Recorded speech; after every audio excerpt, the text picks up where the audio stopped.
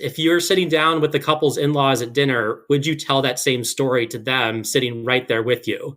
If that answer is yes, go ahead and tell it. But if that answer is no, then... And now... Aye, aye. I'm the captain now. Coming to you from the K2 Studios in San Diego, California. This sounds great. You sound amazing. I always sound amazing. It's the world famous... Everybody's sitting off like BFFs. Kris and Kristine Show. Hey, what's happening, everybody? How are you doing today? Thank you so much for listening, and I am Kris. And I'm Kristine, and welcome to episode 121 of the Kris and Kristine Show. Our show could drink alcohol twice. 121. Twice? Well, we had 21. First episode was 21. Now we're on 121. So 100 times over 21. That's what I meant to say. Yeah, you know what I'm saying. You're so much better than I am at this speeching. At the speeching? At the speeching TikTok talk.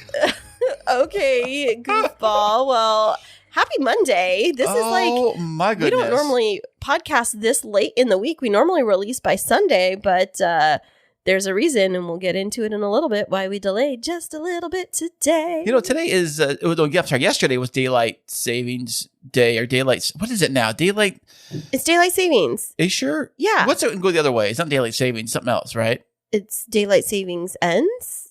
Daylight Savings begins. All I know is that we had It's Daylight Savings. Spring forward and fall back with the clocks. Right, so we get an extra hour of daylight. Right. An extra, not so much hour of sleep. You lose sleep. Yes, you do. But guess what today is? It's Monday. You just said that. It's Pie Day. Is it really? 3.14. Oh, I think like actual like cherry pie or like people eat pie on Pie Day, but it's because it's like the mathematical equation for pi 3.14. Listen, I didn't know that growing up in school. So what does it mean? 3.14? What's that mean? 3.14 is pi in math. So you eat pie in class? No, well, that's what a lot of teachers do just to make Pie Day fun. Right. So because there's nothing fun about Pie Day, right? Well, Pie Day activities 3.14. What does it mean? What does he do with that? I just told you, March 14th, 3.14 is the same number for pi. 3.14. It is? Mine just got blown. You're dingbat today. Wow, check that out. Anyways, so do you know what else it is officially? It's Kristine's birthday week. It's my birthday week. Kristine has a birthday coming up this week. I sure do. So what's in the plans for my birthday? Fantastic stuff. Like what? A bunch of fantastic wrapped up with a big fantastic bow. That means diddly squat. Because the question is, Kris, have you planned anything for my birthday? I have planned your birthday. Of course I have, babe. Come on now. No, you haven't. What kind of husband would I be if I didn't plan? Don't make me answer that. You have a birthday on the 20th. Don't make me answer that because you've planned nothing. I, on the other hand, have planned everything. Oh, you did? I did. Well, I'm going to have to cancel my plans I had for you and go with yours. What do you got? I know. So why don't you get on the phone? Oh, wait.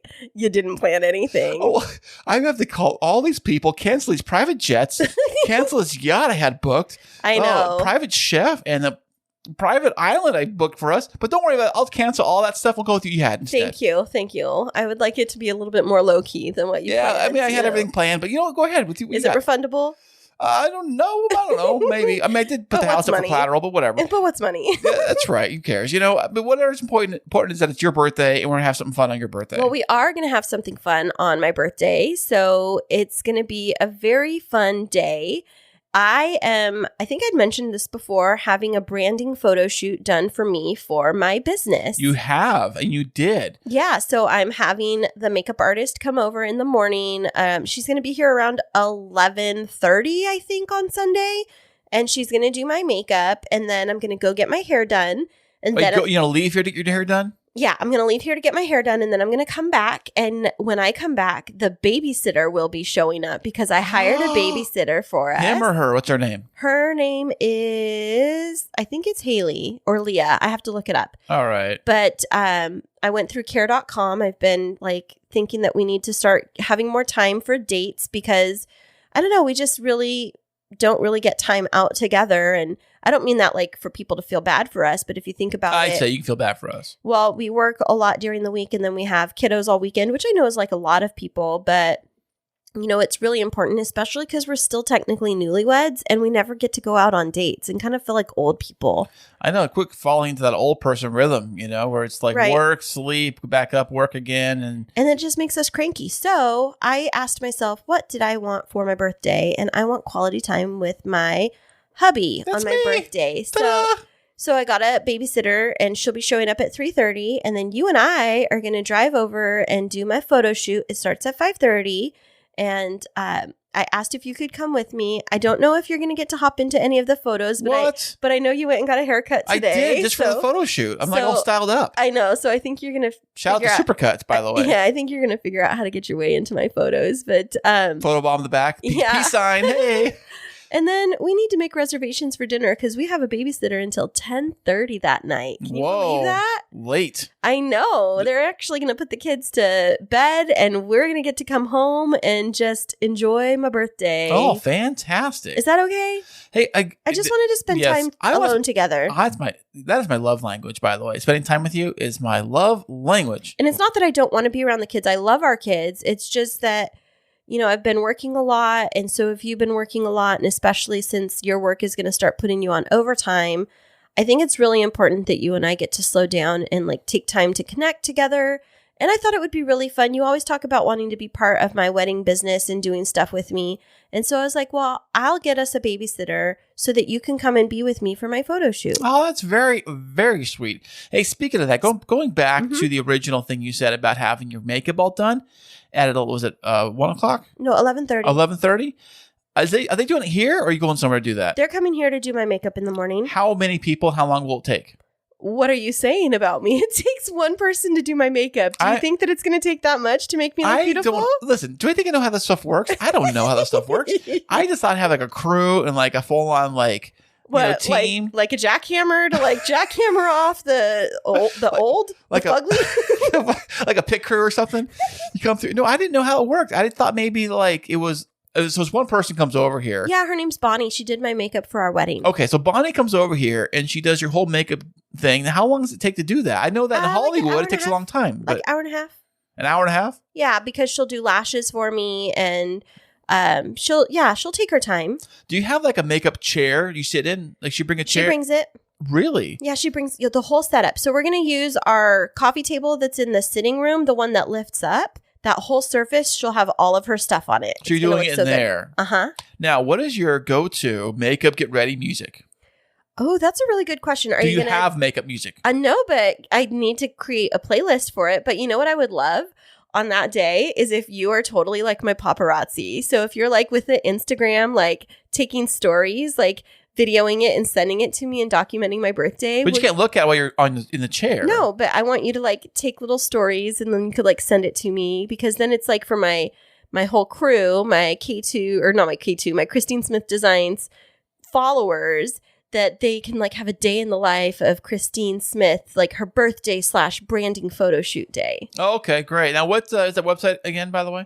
Oh, my website, it's KristineSmithDesigns.com, and that's Kristine with a K. There you go. And you can find me on Instagram at Kristine Smith Designs. And I have been getting so many followers over the last 2 weeks. It's crazy. No way. Yeah, I think I have 60 or 70 new followers over on Instagram, real people. Really? Not robots. Not robots. No, not robots, real people. Oh, that's fantastic. It's funny. I just mentioned this the other day on a post on Twitter on our Kris and Kristine show Twitter page, which is at K2 Show San Diego. I posted, I said, hey, please no more podcast promoters hitting us up saying that they can promote our podcast for us.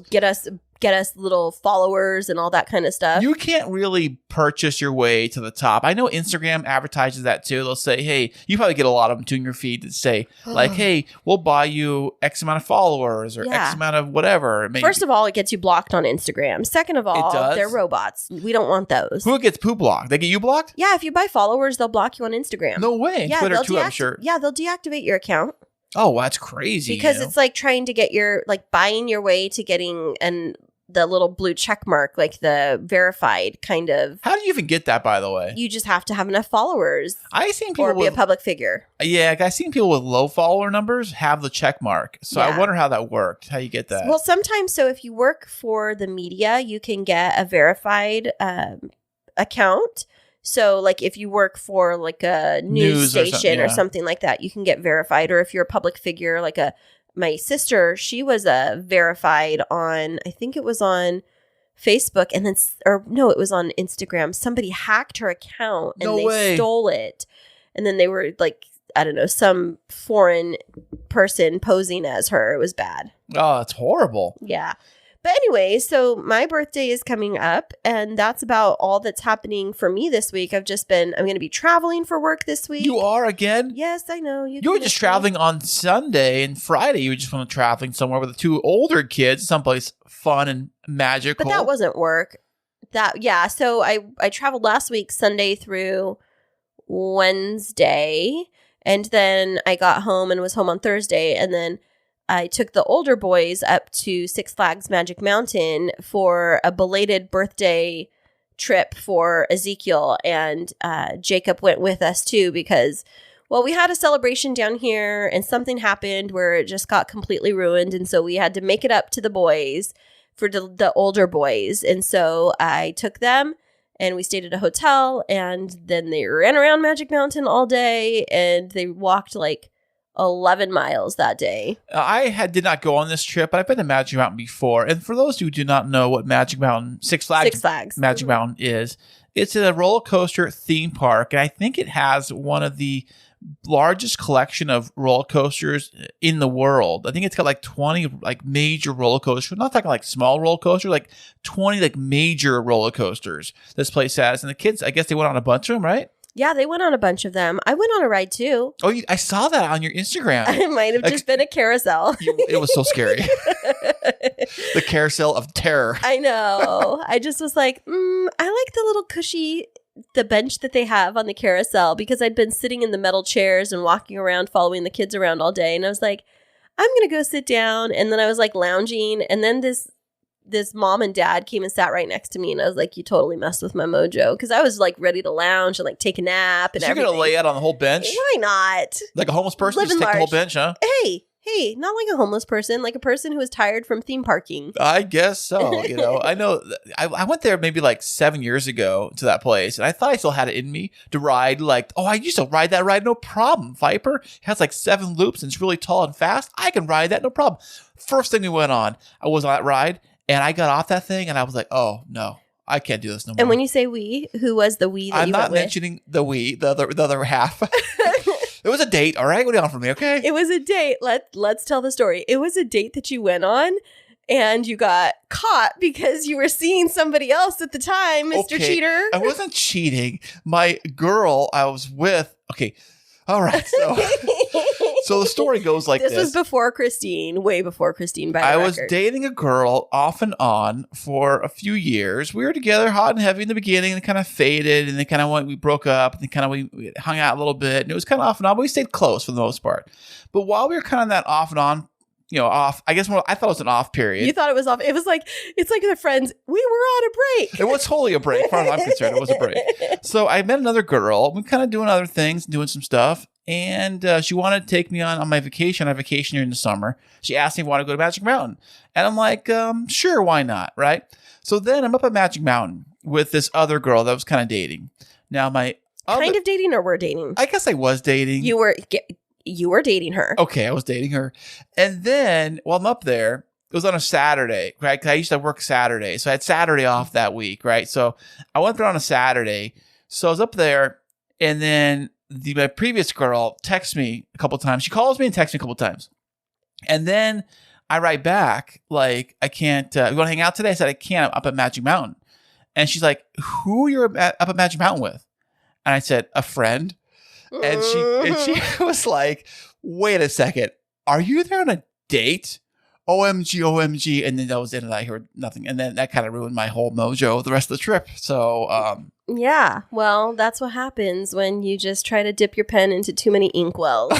So, I guess I did. So you are reformed, and this time you stayed home from Six Flags, and I took 2 boys that just happened to be our kids. That's true. That is true, So, but yeah, that was the last time I was there, and I did ride a few of the crazy rides. Not the too crazy rides, but some of the crazier rides I rode, and stuff. Mm-hmm.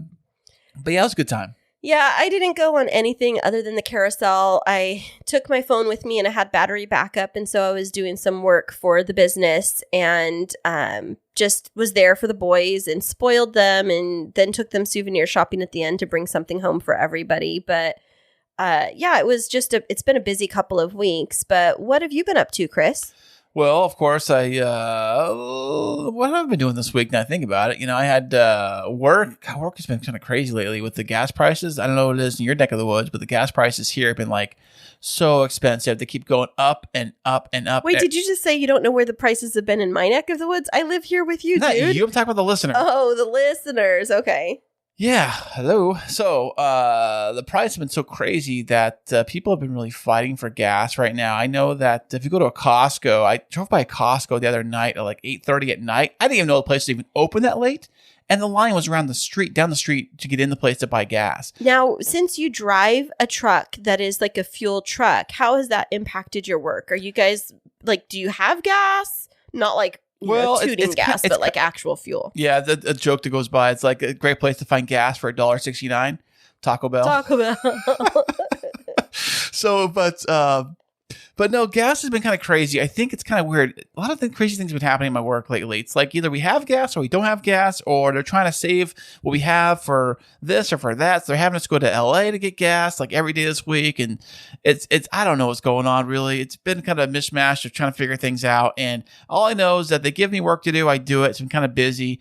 And I know that up in Los Angeles area, they're hiring another 20 drivers because they're behind. Wow. They need more trucks and more drivers and this and that. But with the gas prices going crazy, I always thought that people would try to not drive as much. I want to bet that you can't even find an electric car for sale in a dealership. If there is, there's probably a waiting list for it. Actually, I thought about that today. I was like, I kind of like that new Kia. I saw a commercial for it on the TV today. It was in that commercial with a cute little dog that's like electric dog. Looks like Clover, but it's electric. Uh-huh. It was in the Super Bowl. The commercial, and the dog is like running, chasing the Kia car, and he jumps and his power dies, and he like, "Woo!" And then the guy takes the plug from the car and charges the dog. The dog gets all up, excited, gets in the window, driving up the thing. Anyways, I don't know what kind of car that is. I think it'll look kind of cool. I was looking into that. It's like, oh, maybe one of those things, because I bet you everybody right now is Googling electric cars because of the prices. Yeah. So how you been feeling about your truck lately? Like, I love the thing to death, trust me. And I want to drive it, but I'm like, oh man, I'm trying to step on this gas pedal. It's like, there goes $50. Yeah. It's funny is that my truck is not a Ford Raptor. It looks like a Ford Raptor, but it's not a Ford Raptor. Because it's a Roush. It's a Roush. Now, it's a Roush off-road with the V8. Now, just for funsies, I was kind of curious.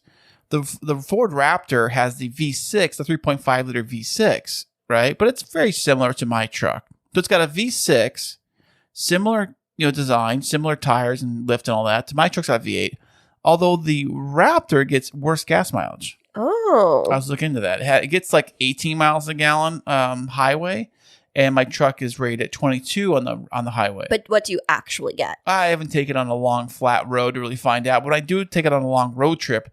I get like in the low 20s, 21-ish. Okay, that's not so bad. Yeah, but it's only if you take a long road trip. Like we went to Arrowhead that one time. Uh-huh. I think I got pretty decent, close to 20-ish, So how many miles is it for you to and from work, basically? I think it's about 20-ish. Maybe. So you're basically spending like a gallon each way. So if we were to add it up, it's basically like $13 a day if you counted it up, or $14 a day to drive to and from work. So that's pricey. Like for me. Well, but don't forget there's a lot of hills in San Diego too. That's what I'm saying. That's why I rounded up, because like if it's $5.50 a gallon, that would be $11. So it's like $13 or $14 total. But for my car, I get really good gas mileage in my car, but it is definitely expensive driving right now. And so I've just found that I kind of like stay home more, but I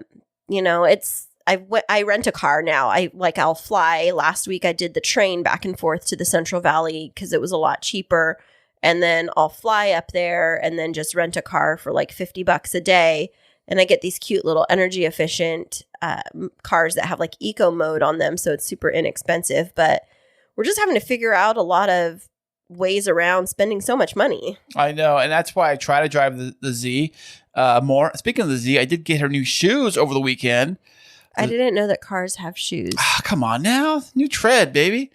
New treads on our feet. And the tires, babe. Come on. Oh, tires. I was literally sitting here thinking, what is he talking about? Oh, at this come moment? on. I know. So the Z got some new tires. First set of tires that I've bought for the thing since I've owned her. Seriously? Yeah, well, I didn't drive her that You much. neglected her. Well, the tires that came on them were like racetrack slick tires, which were horrible in the rain. They did slip a lot, and they were getting worn down. They're great for shredding. Like if you want to do some donuts and burnouts, great for that.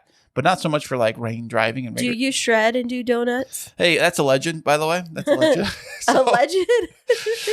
But the Legends of the Z. I know. So the tires I did get were more of like, I said to the guys, I said, hey, I want more of like an all weather. Some tires I could use in the rain or the dirt. Well, not like I'm going to take the car off-roading, but for all kinds of road conditions, because the roads here aren't quite the greatest. And when's the last time you've seen a very smooth road anywhere in San Diego without potholes? I don't know if I've ever seen one like that. Exactly.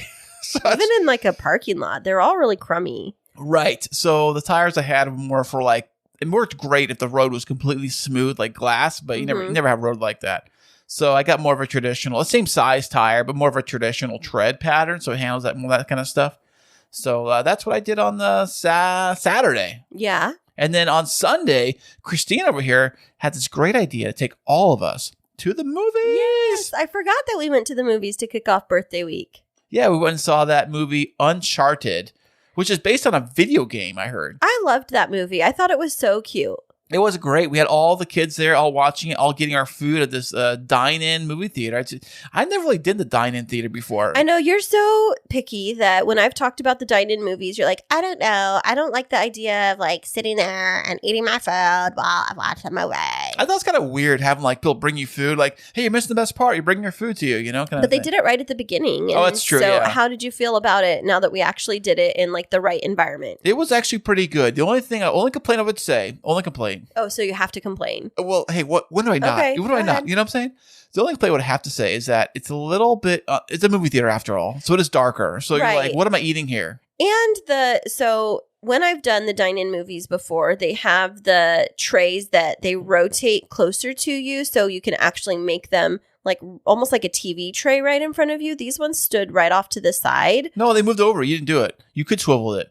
You could have swiveled it in front of you. I didn't know that. I was trying to make it work. It never did that. Yeah, I did that, but I didn't like the position of it, so I put it back. I tried to do it and it didn't do it for mine. But then this one over here is sitting next to me. You were sitting right next to me and you're like, oh, my butt is getting really hot right now. And I was like, Kris, it's because they have automatic seat heaters on them. I bumped it somehow. Yeah. I was trying to find the button for the actual recliner button because it's a remote recliner switch. And you kept pushing all these buttons down here. I'm like, what button is it? And then I'm like on fire. I'm like, what's going on here? But it was really nice to have a weekend where we can relax. I mean, I know that I had the boys and I was super busy on Saturday with them. And then we had a low-key Sunday, but that's because I had no weddings this past weekend. You know, weddings are great. And one thing I love about weddings is that I bet you this happens a lot is you get like the best man speech. It's just like drunk and like, hey, let me tell you about Joe. Oh. Joe and I go way back. Remember the time in Vegas? Hey, and that one girl, what was her name? Sheila? I will tell you, I have definitely some stories about wedding toasts and wedding speeches. And if it was up to me, I would have a requirement that all of my people that are going to give toasts at a wedding go through some kind of a class before they're allowed to give it. And speaking of that, we have a fantastic guest this week who's going to tell us all of the secret tips about how to give your best speech and toasts. And he's going to be back with us right after this. Hey, thank you so much for being a loyal listener of the Kris and Kristine Show. And as that you are a loyal listener, we have a very fun opportunity for you to get involved with the show. Ooh, tell me more. If you like to get exclusive content you can't get anywhere else and to receive free merchandise shipped to you every single month, Ooh, I want that. then head over to patreon.com/The Kris and Kristine Show. That is patreon.com/The Kris and Kristine Show. And welcome back, everybody. Today we have another fantastic VIP guest. He is a speechwriter and an author. Welcome to the show, Eddie Rice. Thank you. I am happy to be here. Well, the crowd loves you, Eddie. Thanks for showing up, buddy. We appreciate it. That's what it sounds like. Yeah. Now, how was the ride over here on our personal private jet? You are the first of our guests to ride our personal jet over here. Oh, it was absolutely wonderful. I'm glad that you guys are doing this for all your guests. Yes. And, we hope that the bottle of Dom Perignon was to your satisfaction. Of course. Well, hey, what was the pilot today? Was it Joe or was it Bob? Because we kind of alternate our pilots from time to time. We just, got to give all of them a little bit of work. But in all seriousness, Eddie, where are you joining us from today? I'm from Cleveland, Ohio. Cleveland, Ohio? Wow, go Browns, huh? Oh man, every year it's the same story. This is going to be the year. This is going to be the year. And then, like in the Ron Howard voice, it was not the year. Well, Tom Brady just came out of retirement, so maybe he's going to join the Browns? No. No, I don't think so. He's with the Buccaneers. Yeah, he's going back over there. Well, at least you guys still have your team. I mean, San Diego, the Chargers decided to take off and leave. I know, right? LA Chargers. Yeah, very sad. It is. I mean, what are you going to do, Yeah, at least you're stuck with you. Ours just abandoned the city altogether. Well, we appreciate you joining us here. We know that this is a late evening interview for us. We typically don't interview this late, but it must be even later for you. What's the weather like out in Cleveland right now? It finally cleared up. So we have a few seasons in the spring. We have what's called fake spring, and it's second winter, and then it's real spring. Oh. So we're finally into real spring. We're pretty sure that we won't get another snowstorm in March. Oh, that's so funny. So you're pretty much out of the clear for as far as snowfall goes, you think? We think so, but I say that now, and I've probably just jinxed the whole city. So, we'll see what happens. Now, fake spring, is it one of those things where it's like gets unseasonably warm, and then all of a sudden, like a week later, you get this cold snap, and everybody's like, what happened? I was going to wear my shorts today. That's exactly it. It was beautiful for a week, and then it just snowed. We had tons of ice, and I had to chisel out my car from under a sheet of ice. And then today it was like in the 50s and sunny, and it was just absolutely gorgeous. So, okay, now that you mentioned this sheet of ice, chipping out your car from a sheet of ice, I was watching this little TikTok video, and it was a total meme or a joke about like living out in the Midwest. And it was this person that was saying that it was their car protector, kind of like their screen protector from their phone. But they went to chisel away the ice, and this whole sheet of ice like just completely fell off of their car. And I was like, oh, I guess that the ice is kind of like a screen protector for your phone. Right. That's one way to look at it. You just have to very carefully take it off every time. Yeah. Will it shatter your windshield if it's on there? If you take it off like too harshly or what? I think that will happen if you like try to pour hot water on it. That will definitely get you a cracked windshield. There's been videos on YouTube of people doing that. It's not a very smart move. That was the first thought I would have done. I would have grabbed like warm water, like microwave a cup of water and poured it. That's the first thing I would have done. That's so funny. And this is the reason why you don't live in the Midwest. I know. I would die. I would literally die. They'd be like a snowman of me on the driveway. Like, there's Chris out there, the snowman. He's dead. He froze to death. Now, Eddie, are you originally from the Cleveland area, or did you grow up somewhere else? Originally from Akron, which is about 30 minutes away. But they're two separate cities, and everyone will tell you whether they're from Cleveland or Akron. It's kind of a big deal whether you're from one city or the other. No one likes to think of the other one as their sister or brother city. Which one's better? Your opinion? Nobody's listening. Oh, I think a lot of people are listening. All my friends wanted to hear this podcast. So honestly, as a small city, Akron has a lot going for it. But if I had to pick between the two, I think Cleveland wins out for its restaurants. It's something not a lot of people know about, but we've got chefs like Michael Simon that are here and other people that have been on the Food Network, and they've got restaurants all around the city. So you can't go wrong when you go out.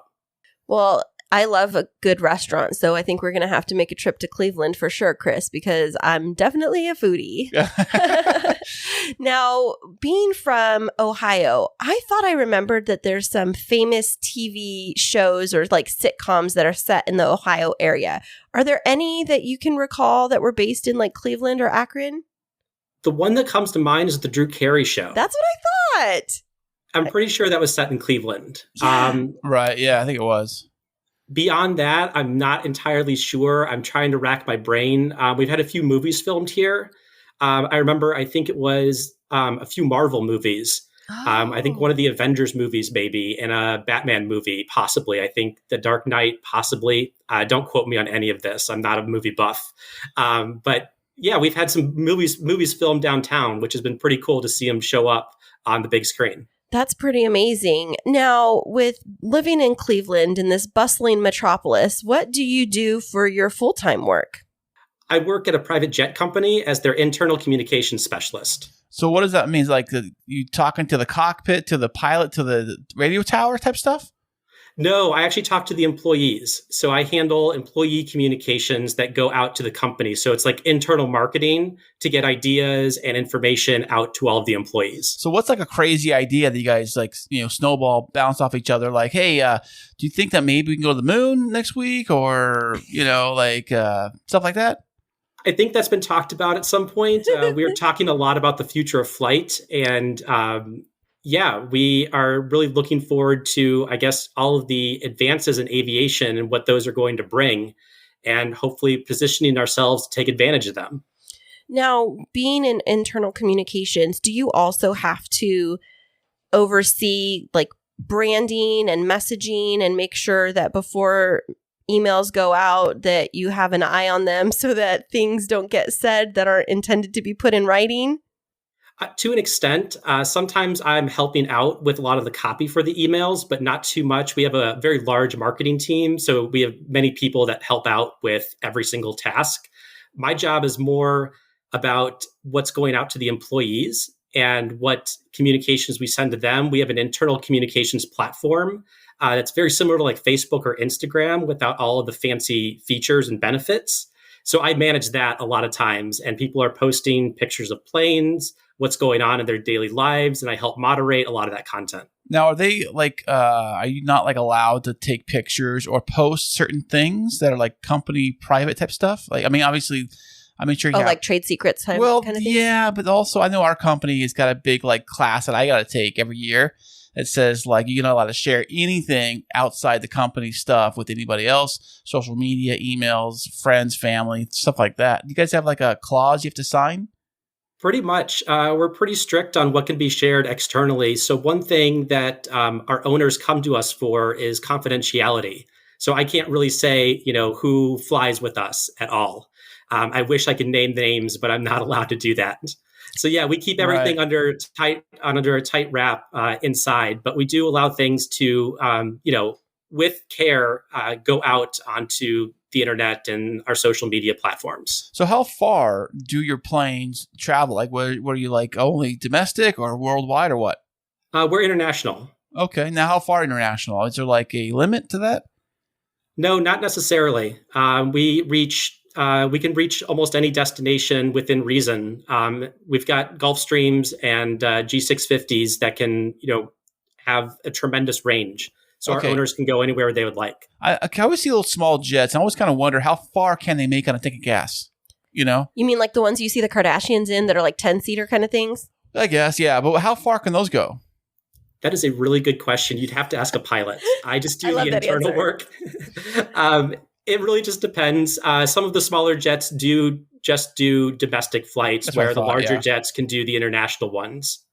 Well, thanks for sharing a little bit about your professional background. It helps us to know a little bit more about you, but we were very excited to have you on the show today, me specifically, because as you are a professional speechwriter, I definitely want to pick your brain about something that's in my wheelhouse. So one thing you may not know about me, Eddie, is I'm a wedding planner on my free time. And I read somewhere that you can help me empower my people to stop giving 45-minute toasts at weddings. 45-minute toast? Oh my gosh. Don't. Honey, the other night I was at a wedding and I told them to limit them to just like 2 or 3 minutes tops.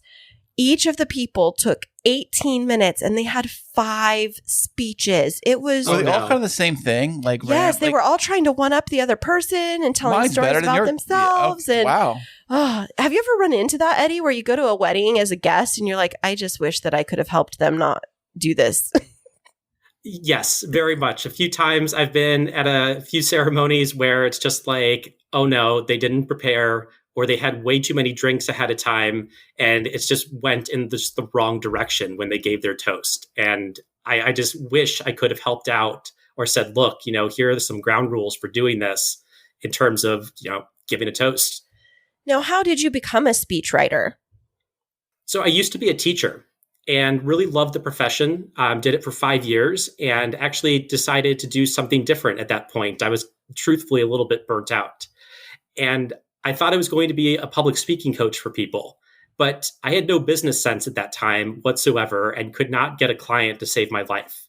But I'd done a lot of writing in college and taken classes on rhetoric, and I was part of the mock trial team. So I thought to myself, well, why not speeches? And I looked on this website called Elance. It's now called Upwork. And at the time, they had people posting that they needed speeches written. So I thought, well, why don't I try this out? Let's see if they go for my pitch. I've got nothing to lose here. I did a few pitches and got a few clients as a result. And then probably shouldn't tell Upwork this at this point, but I got those clients to join me offline and I started working with them privately. And from there, it snowballed with referrals coming back to me. I taught myself how to put together a website, how to do SEO, how to do content marketing, and it just grew from there. That's amazing. And so now, how many speeches are you writing annually, do you think? It really depends on the year. COVID was an anomaly, mainly because it shut down so many events. So I couldn't write speeches for those events. But once everyone started to be a lot more comfortable with having events after COVID, I would say I write anywhere from 25 to 50 speeches in a year. Oh, wow. So Eddie, when you write a speech for somebody else, how do you do that? Like, how do you take that on? Because you're not them. So how do you figure that out? Exactly. And that's probably one of the biggest questions my clients have for me when they come to me. They're just like, how in the world are you going to get my voice? How are we going to do this? And I say, look, it's a partnership. What we do is we start with a brainstorming questionnaire that I have pegged to different types of speeches. So if it's a wedding toast, a keynote speech, a TED Talk, whatever it is, I've got questions ready for that client. They fill out that questionnaire. We talk on the phone and go through those answers in depth. If it's a short speech, we only need like one phone call to make that happen. But then a longer speech may need multiple phone calls to go super in depth with their ideas. And from there, I create a first draft based off of the brainstorming questionnaire and the phone call. I send it to the client. I get their feedback on it, and we go back and forth on revisions until it's as good as it needs to be. Now, how do you figure out like timing wise? Because some speeches are supposed to be like a certain amount of minutes. Do you try to nail that time or what? I do. That's one of the big questions that I ask them ahead of time is just, what's your time length for this speech? When are you giving this speech during the evening or whenever it is? And what I do is I have a rule of we speak around 150 words per minute. So I just take 150, multiply that by the number of minutes the person's going to be speaking for. And that's my target word count that I try to hit within plus or minus 100 words. Now, with that being said, speeches are, like Kris was saying, they're deeply personal. So do you find that people wrestle with like how to actually take your words and make them their own? Or do you help them with the delivery of the speech also? If we have the time, I help them with the delivery. So that's one of the add-on services that I'll offer and say, look, after we have the speech ready to go, we can practice it together. Or I have a few people in my referral network that specifically do speech coaching, and I will refer them out to them as well. Say, hey, this person can help you take it to the final version of it with you actually practicing it out loud. So it's just something that I can provide, or I can offer, help from other people as well. So Eddie, I think personally, I would think that for somebody new doing a speech like on their own, well, they're very nervous for the first part. But I would say that because of the nerves, I would think that their rhythm and their pacing would be like amplified a little bit to rush through the speech. Do you find that a lot with your clients? It really depends on the speaker. I have people that come to me that are polished speakers who just don't have the time to write a speech, and they're really good at delivering the speech, whereas others are more novice speakers, and they definitely need that little bit of extra help and coaching. And we definitely talk through that on the call when we're going over, okay, now that we have the speech, what are the next steps with it? So I do give them tips on, you need to rehearse your speech multiple times, and along with relaxation techniques such as deep breathing to help calm their nerves. So it helps them deliver their speech more effectively. What about like reading a script? Like, I know you're supposed to like not be staring down the entire time you're giving a speech, but what is a tip to really do that and kind of look at your notes at the same time? What I tell people is when you're preparing it, you should internalize your speech. And that means practice it enough that the script or the note cards that you're going to use are simply backups. Or I give a tip called scaffolded memorization, where you take the whole speech itself, practice it multiple times, then you rewrite it in outline form. And then you give the speech just from that outline, and then you don't worry about missing like ands and thes and just small words like that. And then you give it again with a shorter outline until you are down to just a skeleton. And if you can give the speech from there, you've internalized it by that point.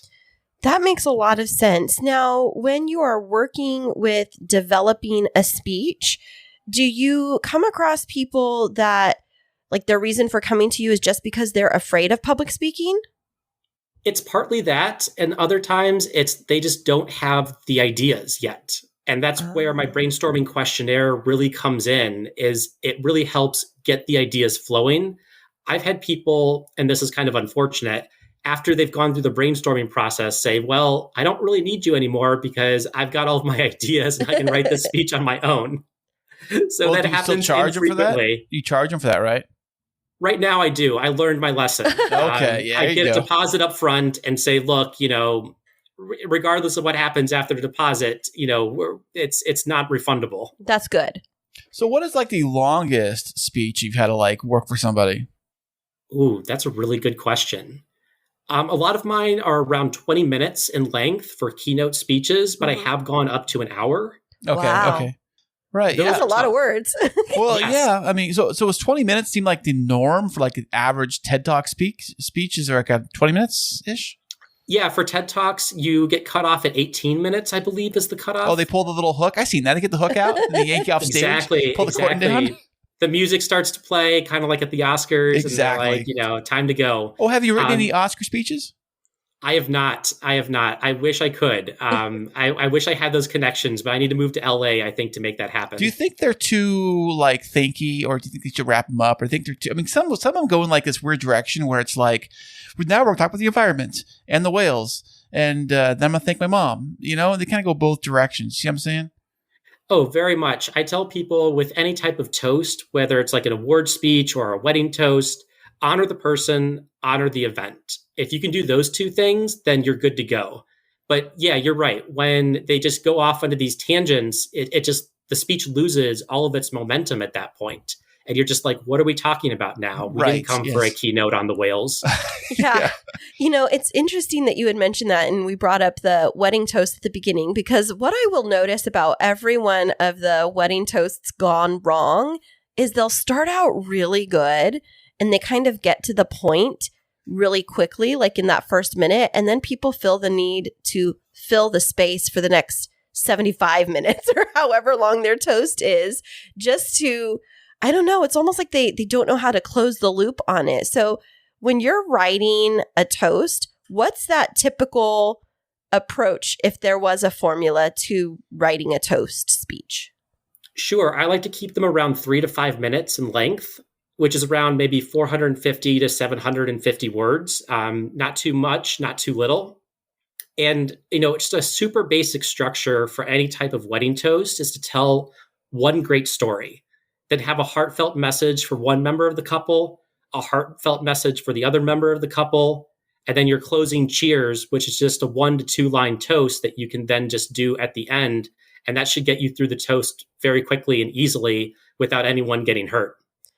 Oh, okay. Yeah, because so basically avoid people getting hurt, right? Yes. Okay. Yeah, because I've seen those ones where it's like the story that they choose to tell is not that story that should be told at the wedding. It's like, that's the one everybody wishes that you would Bob, forget. don't you remember the time you got arrested by the cops?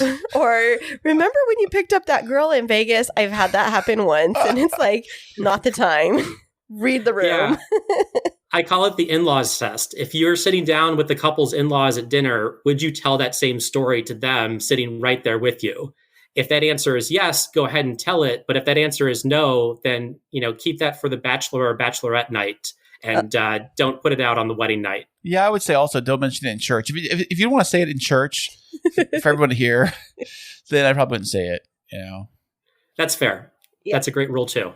Now, for individuals that are listening, so many different people are in positions where they have to engage in public speaking. And I know me, for one, I can get a bit of anxiety before I get in front of a crowd. So how do you help your clients alleviate that fear of public speaking? It comes in a few ways. I think first is preparation. We get super scared when we're just not prepared to speak. Whether it's like at the last minute or you just haven't ran through your speech enough times, that can definitely amp up the anxiety. But for actual techniques, I talked about deep breathing earlier, where you breathe in for a count of 3, hold it for a count of 3, and then exhale for a count of 3, repeat, adding an additional count, 4, 5, 6 each time. What that's going to do, it's going to bring your heart rate down and your breathing rate down, and it's going to put you in a much more focused and relaxed frame of mind, ready to give your speech. That makes a whole lot of sense. And I can say that, like, when I am involved in any type of speaking, breathing is really important for sure. Very much. And it also can help you cut out the ums and the ahs. Very often people will fill the silence with ums and ahs trying to find their next thought. That's a podcast. You got a crutch for many. So instead, what I tell people to do is just in those moments where you're about to say it is instead, just breathe. Just breathe for a moment, take a pause, take a breath, and you'll be much better in terms of your effective delivery. But then you also won't have the ums and the ahs sticking out all over the place. And do you feel that that helps people be better conversationalists also, the more that they practice public speaking, that it helps them enter into as I just say, the kind of unstructured conversations where small talk, that's the word that I'm looking for. I think it could definitely help. One thing that I've noticed is if you're maybe part of something like Toastmasters, they're a worldwide club that help people become better speakers. You start to learn how to tell better stories. And that's something that can definitely carry over into small talk and other conversations that you're having with people.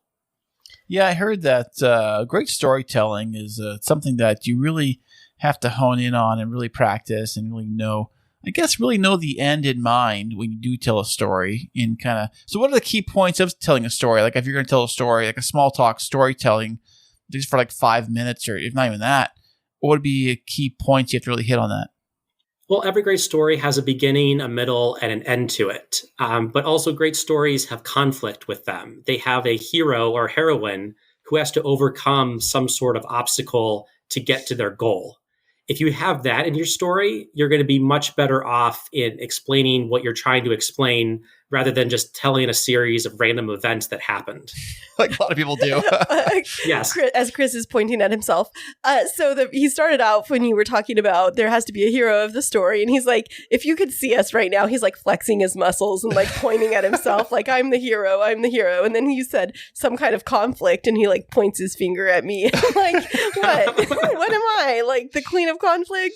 But then, getting to the point and not deviating, I think is something that it's a learned strategy, because the natural tendency for a lot of people when they're telling a story is to tell every single little detail.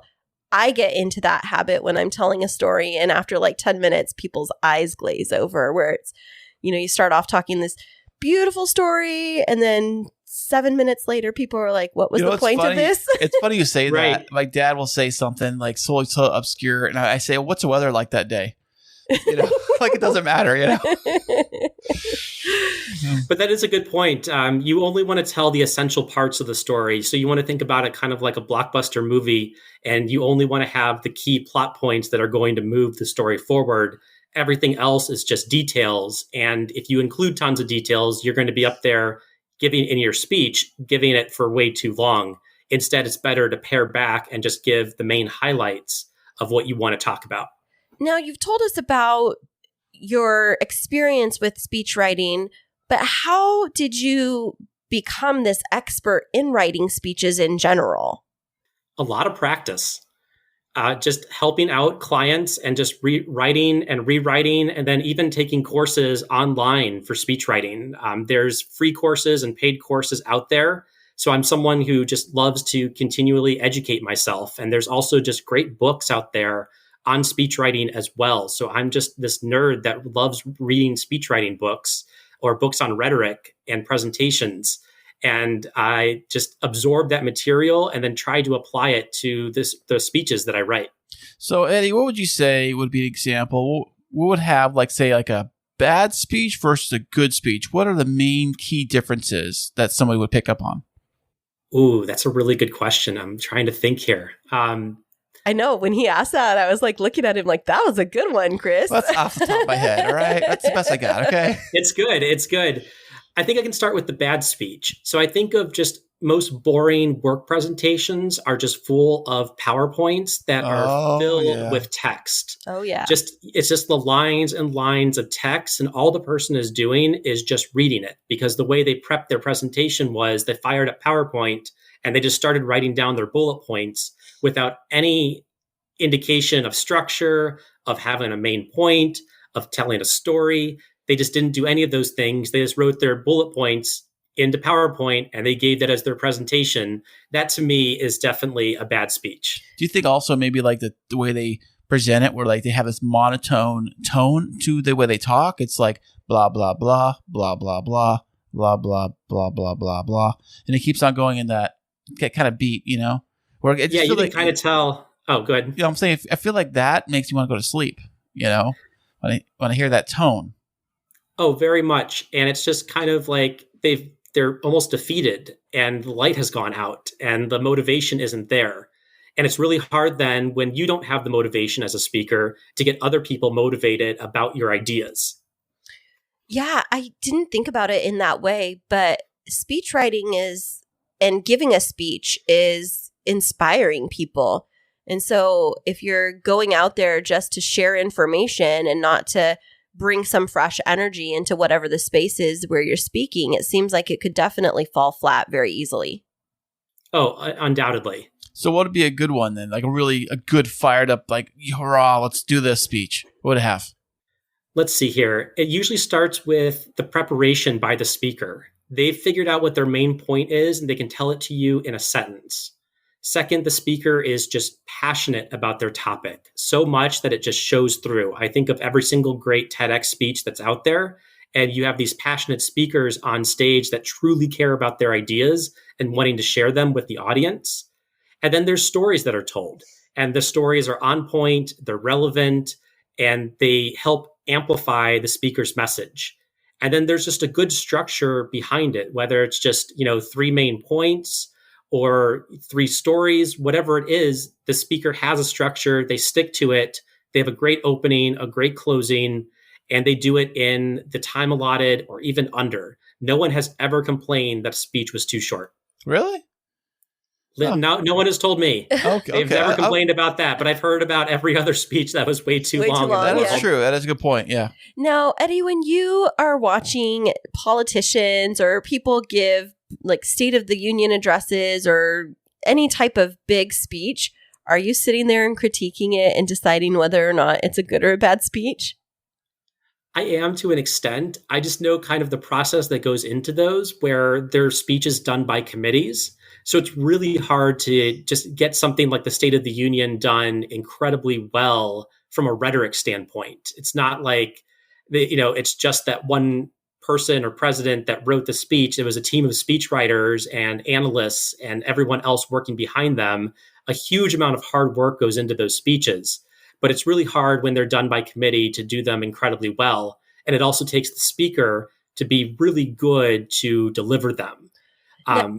Yeah. Now, if there's analysts and things like that, are they analyzing every word to make sure that it doesn't create some type of outrage? Is that why it's difficult? Yeah, those words are carefully chosen. Each word has a particular meaning, and people know that certain words are going to be taken the wrong way by the opposition or even by the base that they're trying to appeal to. So you have to just be incredibly careful with the language that's used, and also, in terms of what promises are being made and can those promises be kept. That's a really hard thing for a lot of politicians to do when you have a gridlocked Congress or any other constituency that isn't going to be helpful to you. I know that after every speech, there's always CNN or Fox. One of them always have their fact checkers. Are always out there checking all the facts in every speech. They have like always they break it down, a whole formula about it. Now, when you're writing a speech, wouldn't you have to fact check everything before you write it down into the speech? You would think you do that, right? Yes, it's something that I definitely do. If I'm citing something, I have a source for it, and we have a backup document where those sources are cited. I think what's happening, though, is people are drawing from different sources that might be authoritative on the issue, but have differing views, or there's just different ways to interpret it. So there's always, when it comes to politics, some sort of spin going on with the analysis. And, even the fact checkers might not be fact checking as much as fact spinning at times. Okay, interesting. It's kind of wild how they do that. Now, with writing speeches, as they are deeply personal, how does a person present their perspective without it coming across as being cocky or conceited? Because nobody wants to listen to somebody stand up and brag about themselves for 20 minutes. Are we talking about me?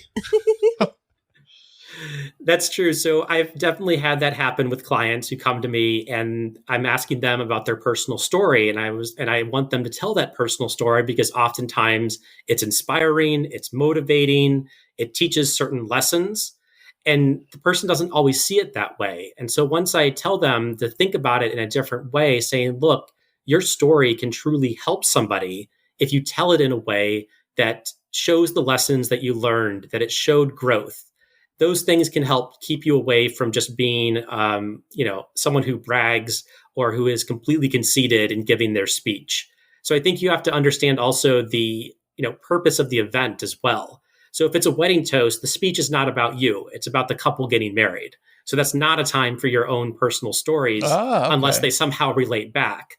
But if it's your retirement toast, well, we would love to hear the story of your life and the people that helped you out along the way and the lessons that you learned and the wisdom that you can impart to everyone. You can do it that way without coming off as bragging.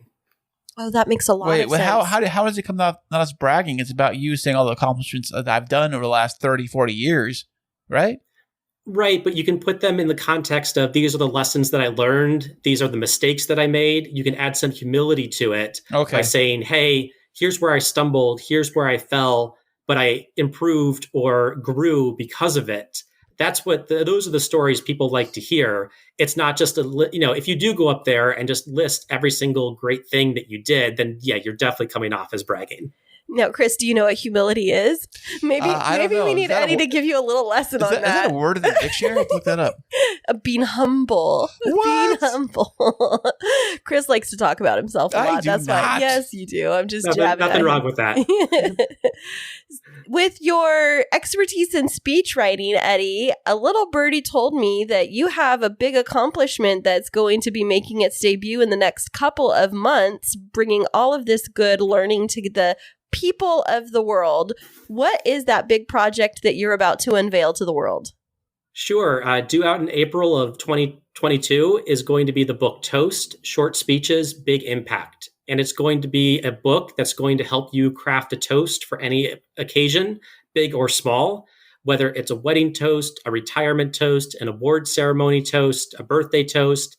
This book is going to give you a 7-step method for putting all of your ideas together, from brainstorming to writing to rehearsing.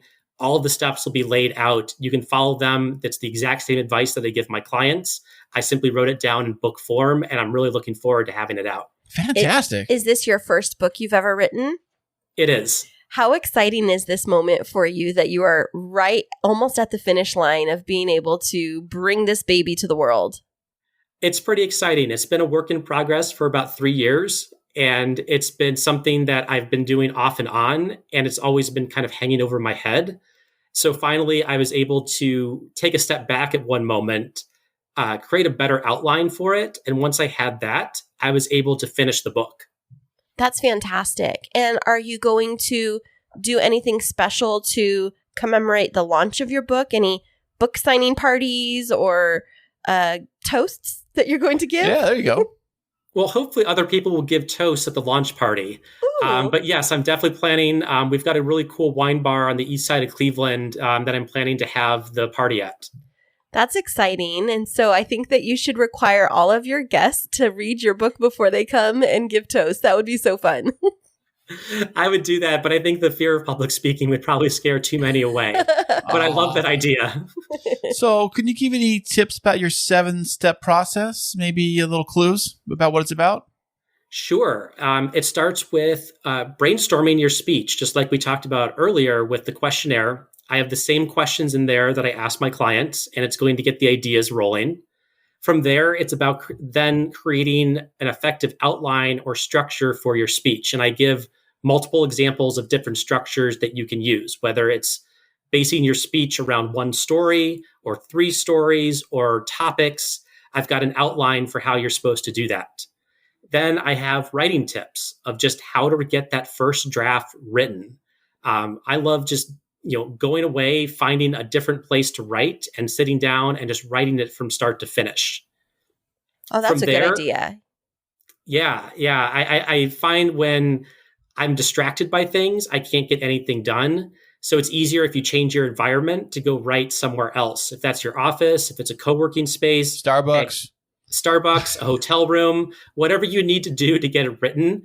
I've got tips in there to help you write it. Okay, fantastic. So, he was only halfway through. I'm sorry. Go ahead. So, what are the rest of them, Eddie?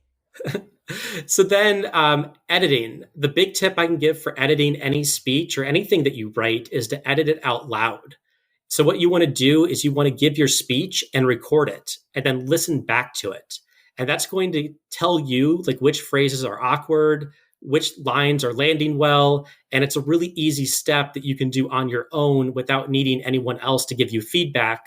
But if you want to have a critical friend in your life, that person that can give you true feedback, who's not too positive, not too negative, but like right down the middle, I suggest finding that person to give you feedback on your toast. Okay, so I'm going to pause you there for a second because that is gold right there. And I have to tell you that when I prepare for interviews, I use that strategy because in interviewing, it's like mini speeches where you have to be able to answer the question, tell a little story, and like wrap it up with a bow. But what I learned is that if I just went into interviews cold without practicing and getting comfortable with my responses, that I would stumble over them or it would sound too scripted and too rehearsed. And so one of the things that I do is I use like my ring light and I'll put my cell phone in the middle of it and I'll record myself answering those questions so that I can watch them and give myself feedback around where I was too stiff, where maybe that phrase or that story isn't quite hitting the mark. And it's very uncomfortable at first, but then the more that you get comfortable with seeing yourself speaking, the more you can recognize some of those patterns that might not be as productive in the way that you're presenting information. And I'll tell you, that really helped me significantly, is seeing myself. It wasn't a friend that was giving me feedback. It was me recording myself for myself. Yes, very much. I agree with that 100%. And I know people don't necessarily like the sound of their own voice at first, but if you listen to it enough, you get used to it and you're golden after that. Yeah, there you go. Yeah, especially with podcasting. I keep hearing one major complaint with podcasters they always say is like they don't like listening to their own voice, like ever. So they'll put an episode out and never hear it back because they can't stand their own voice. I said, why'd you even do the episode then if you don't like your own voice? How am I supposed to like it if you don't like it, Right. Now, are there any remaining steps, Eddie? I know I stopped you as you were still sharing the last couple. So after you've edited your speech, it's really just on to rehearsal and edit and practice. That's really the last step. Is you want to make sure that you give yourself enough time that if it's a short speech, that you run it maybe at least 10 times before the big day. I just love that number. It's just a nice round number to use, but you want to have it rehearsed enough that you've internalized it. And the note cards or notes that you use up there are just there for backup. So Eddie, I know that when you do hear a really good speech that looks like it was not even like prepped at all, but it just flows out so natural and so beautifully, like it just was perfect. And then you get the one that seems like it was overly rehearsed, where it was like tripping over every little thing, and he's like, "Oh, and I forgot to say this. Oh no, I meant to say this. Oh, I meant to say that," and just tripping over everything left and right. You know what I'm saying? I do. I do. And I think that's really comes down to maybe not necessarily the rehearsal, but you have to just trust yourself when you're giving the speech. No one's going to know if you've made a mistake or if you put a line in the wrong place. They don't have a script of your speech at their table. Okay, So yeah. just go ahead and give the speech as you want to give it and just keep giving it without trying to tell the audience that you made a mistake or you screwed up. Yeah, go back. Instead, just go for it and give the whole speech. And no one's going to be the wiser if you left out a whole section. They'll think you did a great job in the end. Okay, so just basically keep it going. Don't try to like go back and say, wait a second, that mother C part, let me go back. By the way, my mother's name was this and this and this and this. And like, we're already on something else, So I wonder if that happens quite a bit with people giving speeches. They just totally jack it up and then they just skip out a whole page or something or a paragraph. I think so. It does happen. I've done it myself when I've had to give speeches before where I had maybe 5 points to make and I made 4. And the audience had no clue that I missed the 5th point. But I didn't you tell lead them up with that I was 5? going to do 5 points. No, I just told them I've got these things to talk about today, and I did not tell them I've got 5 points and only hit 4. Oh, that's smart. Okay, I would have said I got 5 things, and then 3, and where's the other 2? I don't know. Oh my gosh, I totally did that on a call yesterday. I was talking with someone and I was like, there's 2 points that I wanted to discuss. And then I went through it. And at the end, they were like, so I heard 1 point. And I was like, oh, let me revisit the second one for you. I think that I just slid it in there, but I'll go back through it again. And they were like, oh, thank you so much. But yeah, that's a good strategy too, is these are some points that I'd like to share with you because if you forget one, nobody's going to notice. Well, if you call them Exactly. out at the very beginning of every speech, if you said we're going to talk about this, this, and this, and you forget to talk about this, this, or that, then maybe, so maybe you're saying go in kind of like not say wing the front end, but maybe not to be so scripted on the front end. Or have your notes as what do you call it? Like a backup strategy. Right. Yes. Yeah. I mean, yeah. I'm more of an off the fly kind of guy, so I don't know. What you are, I could have never told, Chris. I know. You don't rehearse? You didn't rehearse all this? Of course not. Are you kidding me? I was busy playing football with the kids. Sounds well prepared to me. Good job. I know. Well, thank you so much. Now, where can our listeners find out more about you, about your book, and about all of the wonderful things that you do and hire you for your wonderful speech writing? Sure. For the book, it'll be on Amazon in April of this year. But if you want to get a free chapter of the book, you can go to my website, ricespeechwriting.com. That's RICE followed by speechwriting.com. Sign up for a free chapter of the book, and there's a contact form on the website if you want to work with me on any type of speech that you'd like to give. That's fantastic. And so can people pre-purchase your book right now, or is it they just have to wait and set a little alarm bell on Amazon to let them know when it comes available? They have that? Yeah, I wish I did a pre-order, but at the same time, I've got a very small following, so it just didn't make tons of sense to do a large, try to do a pre-order launch Sure. and do all of these things all at once for very little gain. So you'll just have to wait until the book is released. It's with an editor right now. Then it's going to go to formatting, and then it'll be out in April. That's my promise to you. So just look out for it. Or if you sign up for my email list on my website through the free chapter, I'll let you know definitely when it's released. I love that. And so for our listeners, definitely get out there and check out Eddie's work and download that copy of that free chapter and get ready to purchase that book because we're all about supporting other individuals, entrepreneurs, and small businesses. And Eddie, we want to definitely support you. Now, if our listeners reach out and they loved everything that they heard here, because we know that they will, and if they want to get an autographed copy of your book, how can they get a hold of one of those? You can request it. I'll have a print version of the book, and we'll be able to order copies of it, and I will definitely be able to autograph those copies. So just email me, Eddie@ricespeechwriting.com, and I'll make the autograph version available to you when it's ready. That's fantastic. Now, Eddie, before we wrap this out, any last little tips for our listeners around making those speeches memorable? Just remember the 2 goals of any toast. Honor the person, honor the event. You want to talk about and give stories that honor the people that are there to be honored by you and your words. And you want to honor the event by making sure that what you're saying is on point, it's relevant, and it's family friendly to the people in the audience. Fantastic. And above all, brainstorm your speech, have a structure, and rehearse it. Rehearse, and get feedback, and you will do an amazing job. Well, thank you so much, Eddie, for all of this great advice. I'm going to recommend this episode to every single one of my couples that are getting ready to get married to share with all of their bridal party and their family members about how to write a memorable toast. Thanks so much for being on the show with us today. Thanks, Eddie. Thank you, Kris and Kristine. Hey there, K2 crew. We love having you as our loyal listeners. To keep up to date with what's happening behind the scenes, check us out on social media. Yeah, you can find us on Instagram and Twitter. And don't forget to follow our Facebook page. Yeah, tag us in your favorite fun stories, and guess what? You might just end up on the show. Ooh.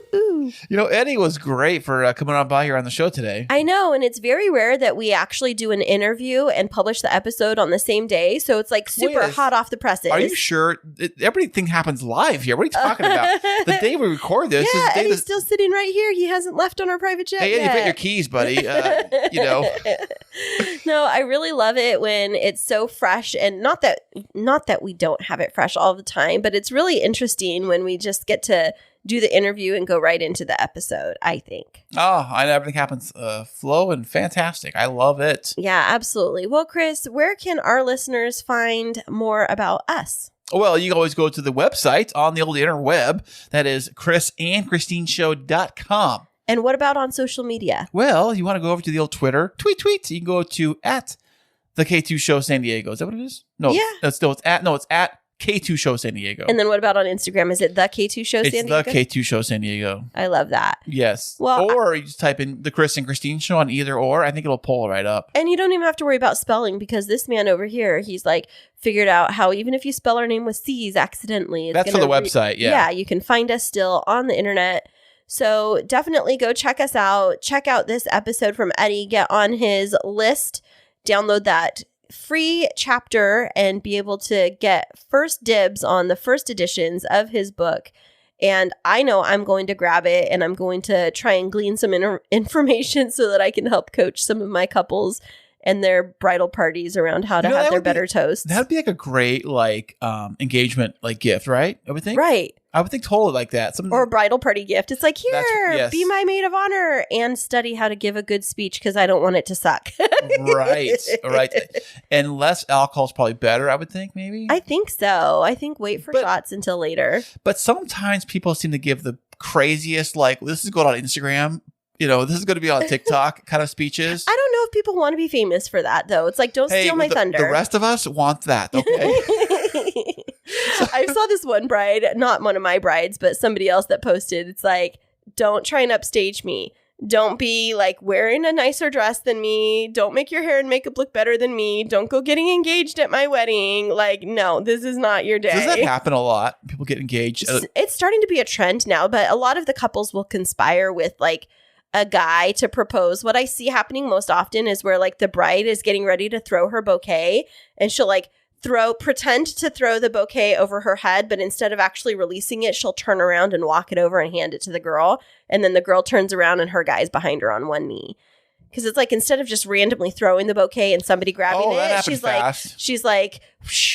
turns around and then walks over, and it would be like me handing it to you and you turn around what's happening? It's all and staged. Then yes, 100%. Now I would hope that they don't try to do the upstaging proposal at the wedding during the ceremony part. Oh no, heck no. Before you say I do, hey Sheila, by the way, we're gonna make this a double wedding surprise. Oh man! No. Now, have you had to deal with any bridezillas lately?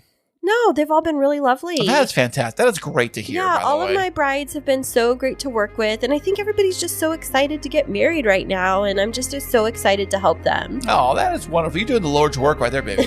Thanks so much, babe. Well, thank you everybody for listening to this episode. Make sure to check out our website, follow us on Instagram and on Twitter, and stay tuned for next week when we have a fantastic episode.